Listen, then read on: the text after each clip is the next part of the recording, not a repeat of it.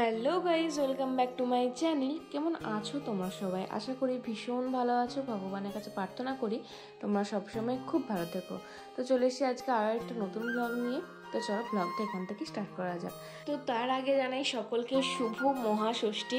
সকলে খুব খুব ভালোভাবে পুজো কাটাও, খুব খুব এনজয় করো আর সাবধানে থাকো। তো আজকে দেখো আমি আর দিদি বেরিয়ে পড়েছিলাম। এটা হচ্ছে যে গত দুদিনের ভিডিও, পরশু আর গতকালের। প্রথম দিনে পরশু দিনে বেরিয়েছিলাম আর কি, সেদিনকে এই ভিডিওটা করেছিলাম। রাস্তাটা তো খুবই জঘন্য। তো আমাদের এই যে গ্রামের পুজো, এটা জলিঠা মোড়ের। তো এখানে লাইটটা কিন্তু খুব সুন্দর দিয়েছে, আর গ্রামে যেহেতু যেমন প্যান্ডেল হয় আর কি সেরকম টাইপেরই হয়েছে মোটামুটি।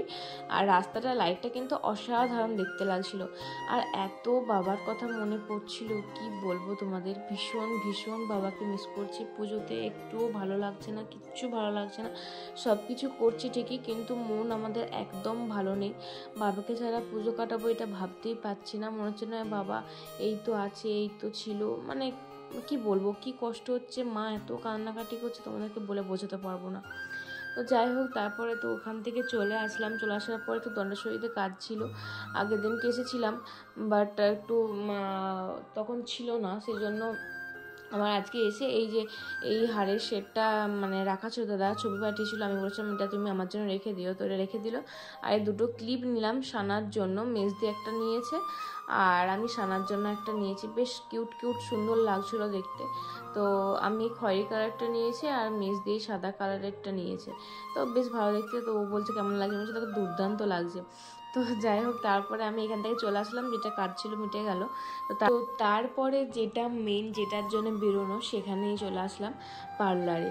মানে লাস্ট মিনিট যেটাকে বলে, নিজের জন্য একটু টাইম বের করে সময় রূপচর্চা যাই বলো না কেন, একদম মানে আসবো না করে চলেই আসলাম। আসলে তার একদিনে সায়নিকাও বলছিল যে ওরও কিছু হয়নি, কিছু করেনি, সেজন্য আমি একটা সঙ্গীও পেলাম।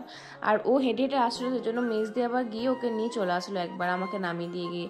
তো তারপরে ও অনেক জায়গাতে গেছিলো, কিন্তু প্রচণ্ড ভিড় বলে আর মানে সে মানে রেগে ভেবেছিল যে এবছর আর করাবেই না, চুল টুল কিছু কাটবেই না। কিন্তু তারপর আমি বললাম যে না চল, আমার একজন চেনা জানা আছে, মানে আমার দিদির, সেখানে কাটবো। আমিও কাটিনি, তাই দুজনে একসাথেই যাই, একটা সঙ্গী পেয়েছিলাম আর কি। তো তারপরে যে এখানে পিউ লেডিস বিউটি পার্লারে এসেছিলাম। এটা হচ্ছে যে আমার মেজদের মানে কোন মানে শ্বশুর বাড়ির দিক থেকে কোন মামি শাশুড়ি এরকম কিছু একটা, মানে আত্মীয় হয় হয়তো, আমি ঠিক জানি না, এরকমই কিছু একটা সম্পর্ক। আমি কখনো আসিনি, এই ফার্স্ট টাইম এলাম। সায়নিকাও তাই ফার্স্ট টাইম, কিন্তু আমার মেজদি অনেকবারই এসছে, অনেক কিছুই করিয়েছে। এখানেতে ও চুলটা স্ট্রেট করালো, তারপরে স্পাটা করিয়েছে, ফেশিয়াল টেশিয়াল করিয়েছে, মোটামুটি করিয়েছে অনেক কিছু। তো আমি এই ফার্স্ট টাইম, আমি তো পূজাদির কাছেই সব কিছু করাই আর কি, কিন্তু পূজাদি এবারে যেহেতু নেই, তো দিদি বললো চল এখানে খুব ভালো হয়, এখানে যা। তো সেজন্য আমি এসছি। তো তারপরে তো এখানে একটু দাঁড়িয়েছিলাম, প্রচণ্ড ভিড়, বুঝতেই পারছি পুজোর টাইম একটু তো ভিড় হবেই। একটুখানি বসেছিলাম, তারপর সঙ্গে সঙ্গেই পিউদি আমাদেরকে কিন্তু মানে সার্ভিস টার্ভিস সব কিছুই দিয়ে দিয়েছিল, মানে তাড়াতাড়ি হয়ে গেছিলো আর কি। তো চলো 2000 years later. তো দেখো, তারপরে আমার যেটা কাজ, আমি প্রথমেই বললাম যে আমার চুলটা প্রচণ্ড পরিমাণে ড্যামেজ হয়ে গেছে, আমার একদম কিছু ভালো লাগছে না। চুলটাতে আমি কোনোদিনও কিছুই করিনি, এই প্রথম বোধহয় আমি স্পা করানোর সিদ্ধান্ত নিয়েছিলাম। চুলটা প্রচণ্ড পরিমাণে বিচ্ছিরি রকম হয়ে গেছিলো, মানে ড্যান্ড্রফ আর এই সব কিছু মিলিয়ে মিশিয়ে তেল তেল, মানে মানে বাজে হয়ে গেছিলো, একটা তেল তেল ভাব, বিচ্ছিরি। তো আমি বললাম না একটা স্পা করাবো, তো সেই জন্য স্পা করানোর জন্য প্রথমে এই যে চুলটাকে আমার একটু শ্যাম্পু দিয়ে ধুয়ে দিচ্ছিলো।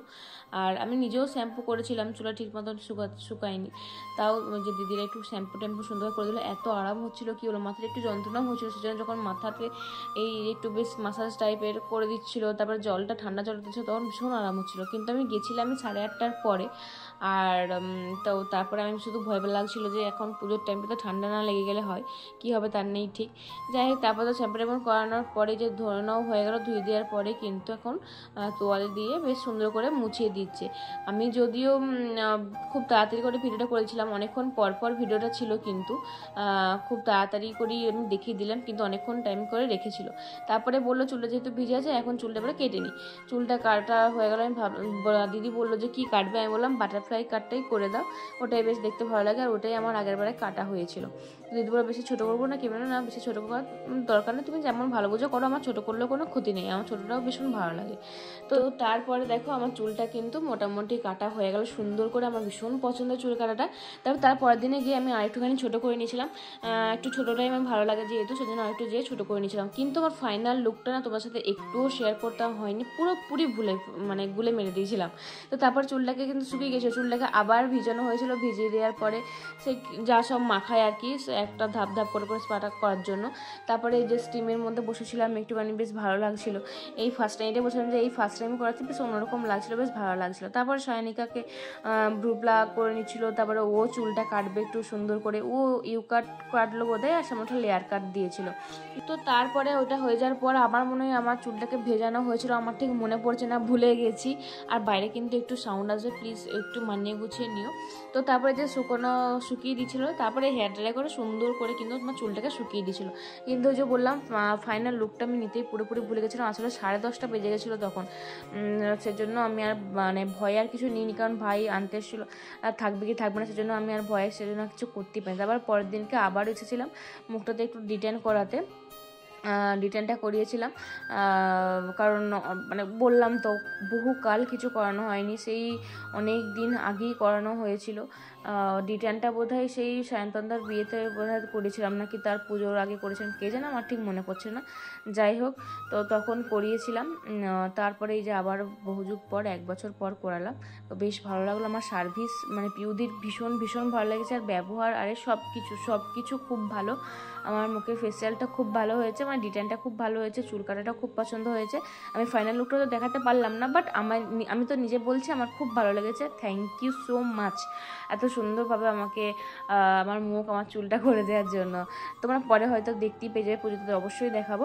তো যাই হোক, তারপরে তো বাড়ি চলে আসলাম, কারণ আজকেও তারপর অনেক কিছু কাজ ছিল পুজোর জন্য, সব কিছু কেনাকাটি করতে হচ্ছিলো আমাকে, মেজদিকে ফল বাজার, কাপড়ের দোকান, অনেক কিছু, দশকর্মার, আরে অনেক কিছু। তো চলো আজকে ভিডিওটা এই পর্যন্ত। যদি ভালো থাকে অবশ্যই লাইক কমেন্ট শেয়ার করে দেখা হচ্ছে পরগুলোকে খুঁজতে, এবং ভালো থাকবে, সুস্থ থাকবে, বাই।